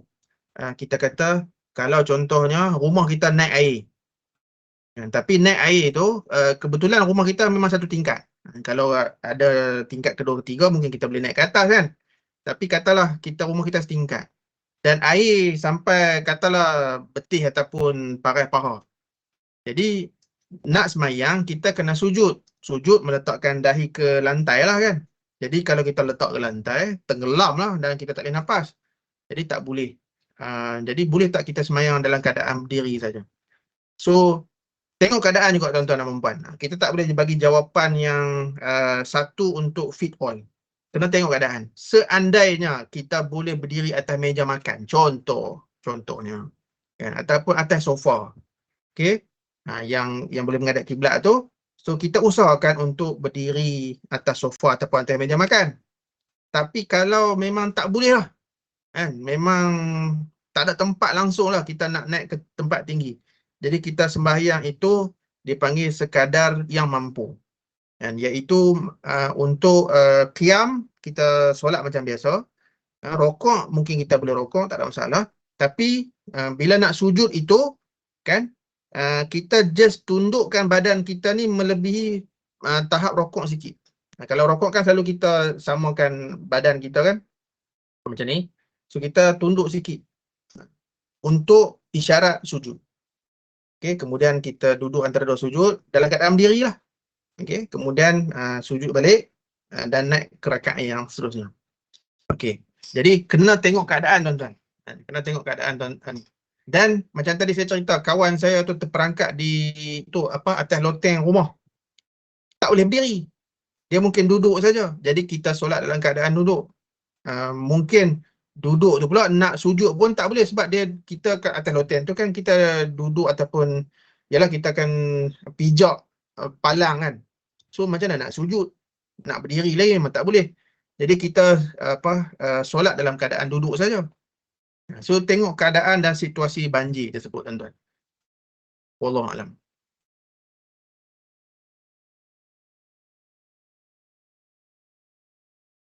Ada lagi soalan?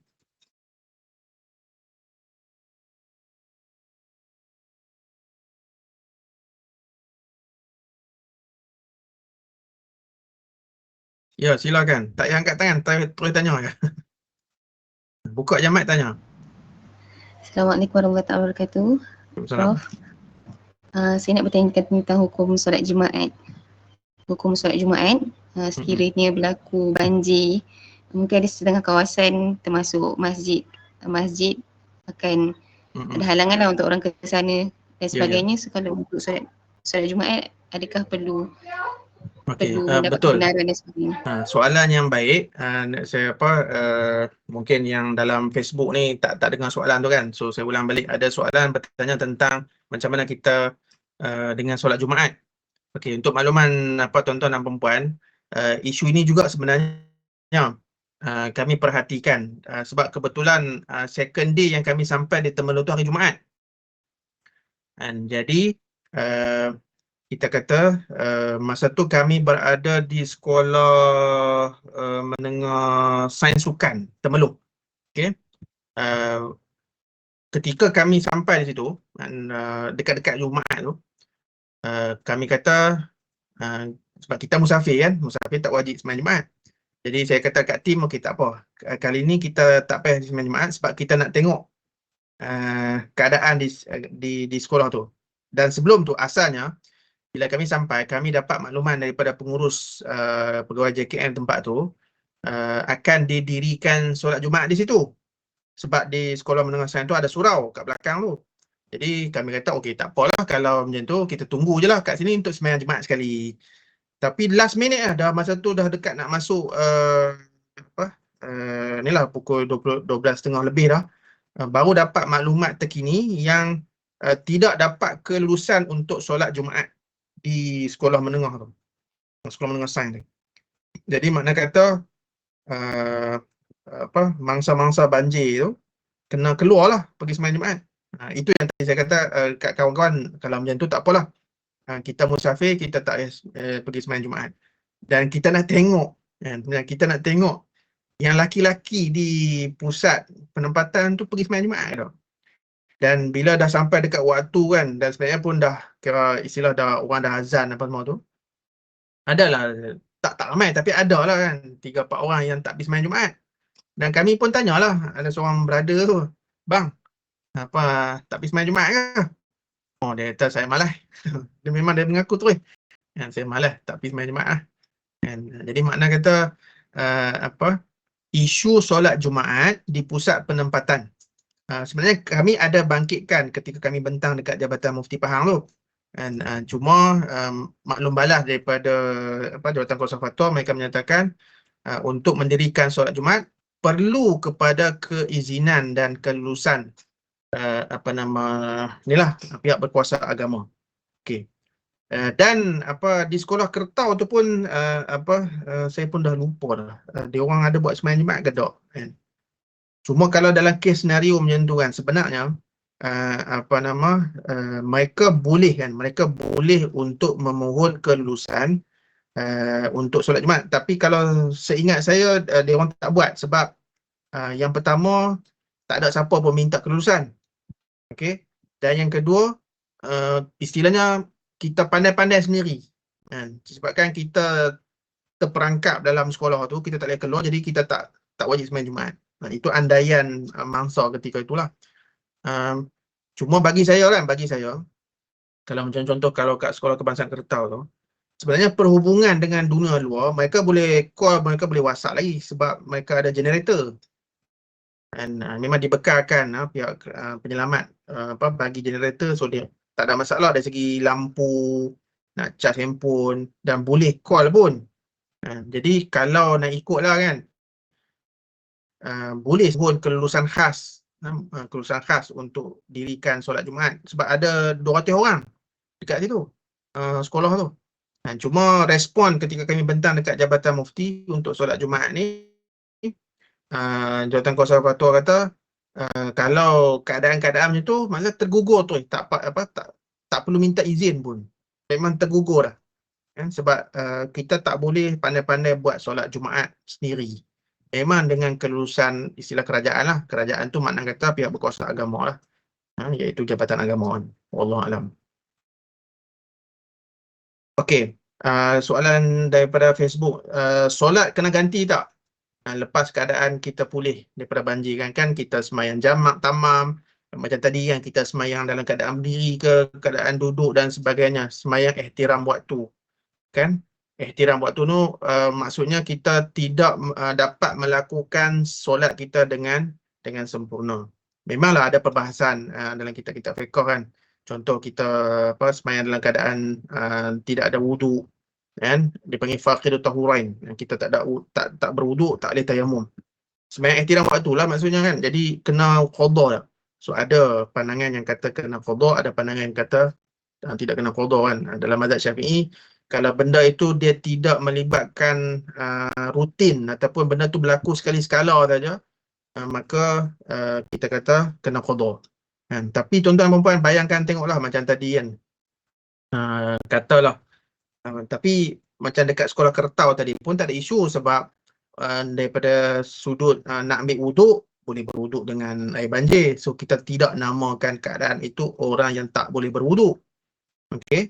Kemudian nak solat, sebab yang tenggelam tu tingkat bawah, tingkat 1, tingkat 2, tidak ada masalah pun untuk kita semayang berdiri lengkap rokok sujud.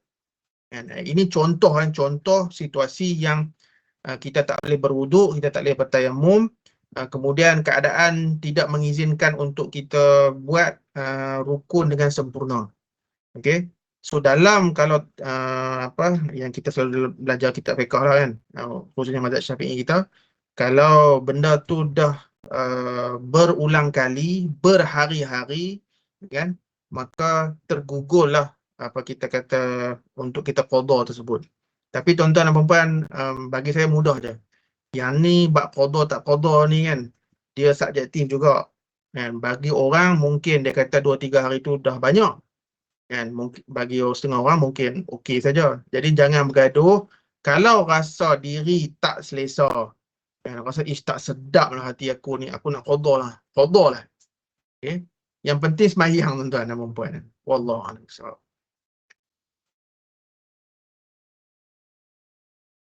Okay, ada lagi soalan? Assalamualaikum Prof. Ya. Salam. Boleh tak kita sebab di Johor dulu pernah banjir. Tak silap saya 2012 banjir Temenung tau. Selama 2 minggu. Boleh tak kita jamak solat selama 2 minggu tersebut? Dalam keadaan tu lah, dalam keadaan banyak. Sebab bagi Temenung kita berada di pada tengah-tengah pulau. So air memang minum saja. Pakaian pun hanya untuk orang tertentu saja. Semua dapat. Cuma nak tanya, boleh tak dalam keadaan 2 minggu tu kita jamak solat? Okey. Baik, terima kasih. Saya ulang balik soalan daripada yang bertanya ni. Contoh kalau banjir termenung istilahnya kan, banjir yang lambat surut dan sampai 2 minggu, 3 minggu lah, air tak turun-turun atau air tak surut kan. Jadi boleh tak kita semayang jamak tamam sepanjang 2-3 minggu tersebut? Okay, tadi itu yang tadi saya katakan. Biasanya dan realitinya tuan-tuan dan perempuan, kekalutan, keadaan yang mendesak, kebiasaan hari pertama je. Kan? Jarang sangatlah dia akan berlanjutan keadaan yang mendesak itu sampai berhari-hari bahkan berminggu-minggu. Sebab hari pertama benda tu berlaku, orang nak kalut, nak selamatkan, penyelamat pun nak datangkan, nak datang selamatkan kita dan bla bla bla. Kan? Jadi biasanya bila kita dah ditempatkan di pusat penempatan, kan, di pusat penempatan itu biasanya keadaan agak kondusif dari segi kita boleh semayang biasa. Okey. Biasanya begitu. Dan jadi pada pandangan saya, macam tadi saya pun dah katakan,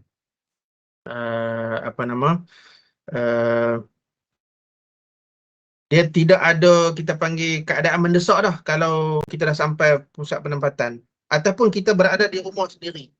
Ya, kita berada di rumah sendiri dalam tempoh yang lama, sebab rumah kita bukan tenggelam sampai sampai habis bumbung kan. Tapi andai kata ni kita kena create beberapa situasi worst case scenario kan. Berhari-hari kita duduk atas loteng kan. Dalam keadaan kita tak boleh berdiri, kita tak boleh duduk dan sebagainya kan. Jadi kita kena sentiasa berwaspada. Okay? Jadi tengok keadaan lah. So kalau bagi kita keadaan mendesak, keadaan mungkin membahayakan diri kita, maka kita boleh jamak tamam tersebut. Kan? Tapi kalau kita rasa keadaan agak okey, selamat dan tidak ada masalah pun, kan? Kalau dah duduk di pusat penempatan tu kan, okey je nak semayang ikut waktu ni. Itulah kan. Itu jawapan saya, wallahualam. Dan ada soalan daripada Facebook ni, kalau bab ambil wuduk yang bercampur dengan najis ketika banjir. Ni pun soalan yang bagus ni. Tuan-tuan dan perempuan, dia sama macam katalah kita pergi berkelah dekat pantai, dekat sungai. Ni yang bukan banjir lah, ni biasa kita pergi berkelah kan, kita mandi sungai. Okay, kita nak berwuduk dengan air sungai, nak berwuduk dengan air laut. Sebenarnya boleh. Sebab air laut, air sungai itu salah satu kategori air yang dibolehkan untuk kita berwuduk dengannya. Okay. Tengah-tengah nak ambil wuduk tu kat sungai, tiba-tiba nampak tik orang depan kita. Okay. Jadi nak buat macam mana? Maka ketika itu janganlah kita ambil air sekali dengan tik tu untuk kita basuh muka, basuh tangan. Okay. Kita kuihlah sikit, jauhkan ni. Kan? Dan bila kita kuih jauh sikit, air yang mengalir tu dia dikira dua kolah, sebab sungai kan besar dan air tu ada aliran air. Kan? Ataupun kita mandi kat laut, tiba-tiba bangkai binatang ke ataupun tik yang datang depan kita, sama juga kita kuih ke tepi jauh sikit, kan? So kita ambil wuduk di ni tak ada masalah lah. Jangan kau air sekali dengan tik tu kan, jangan lah.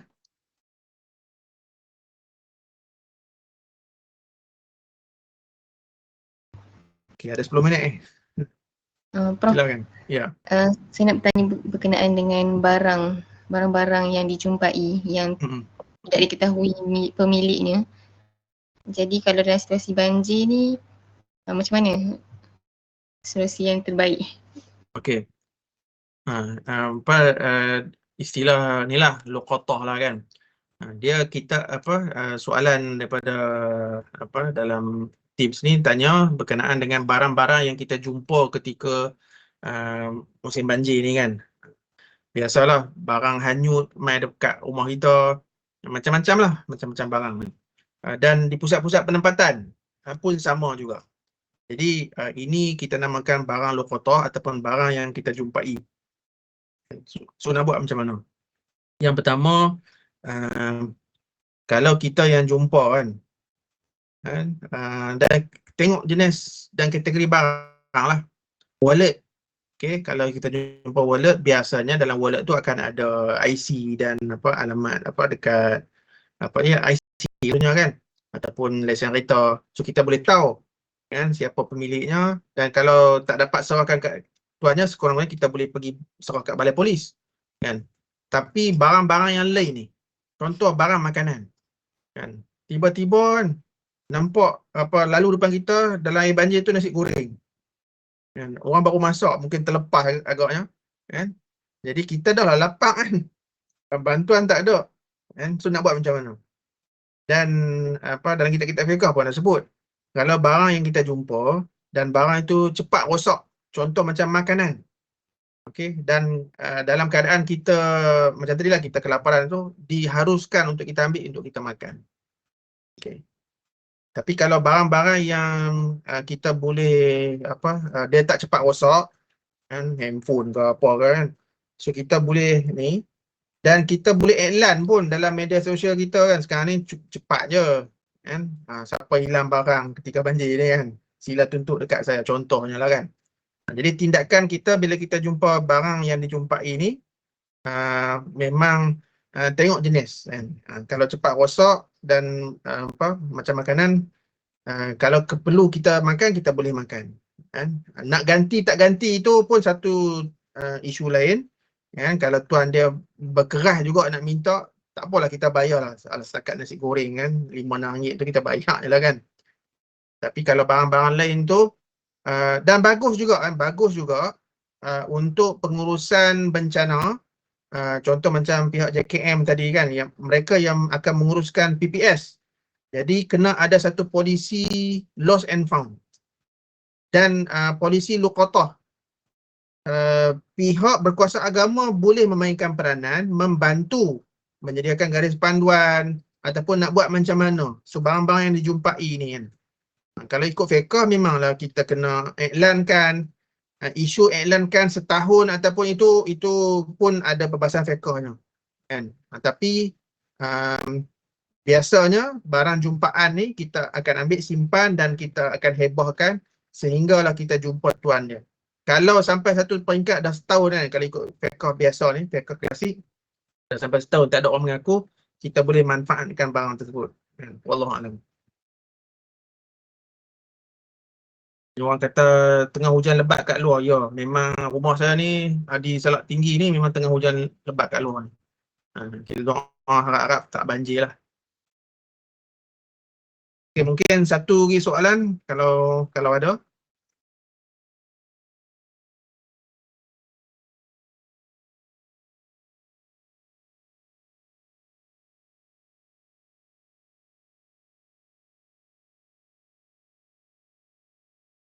Tak ada lah. Alhamdulillah. Jadi tuan-tuan dan puan-puan, saya dengan rendah dirilah mohon maaf sekiranya perkongsian saya ni tidak seperti mana yang tuan-tuan dan puan-puan harapkan.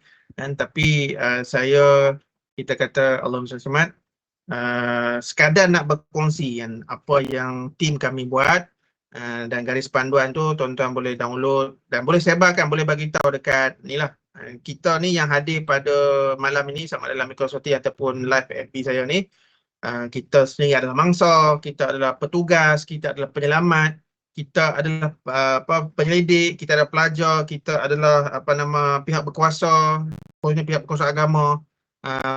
Mudah-mudahan dengan apa yang kami buat ini dapat memberi satu manfaat kepada ummah lah kan. Jadi apa yang baik itu datang daripada Allah Subhanahu Wa Taala, apa yang kurang itu datang daripada diri saya, dan insya-Allah rakaman malam ni saya akan kongsi dalam media sosial saya ataupun channel-channel yang inilah kan. Yang baik itu datang daripada Allah Subhanahu Wa Taala, apa yang kurang dari saya. Aqulu qawli hadza wa astaghfirullahaladzim li wa lakum. Wassalamualaikum warahmatullahi yang hadir pada malam ini. Terima kasih Ustaz. Terima kasih Ustaz. Terima kasih. Okay, terima kasih semua. Assalamualaikum. Terima kasih Ustaz. Waalaikumsalam. Terima kasih bro. Sama. Jazakumullahu khairan katsira ya Syekh.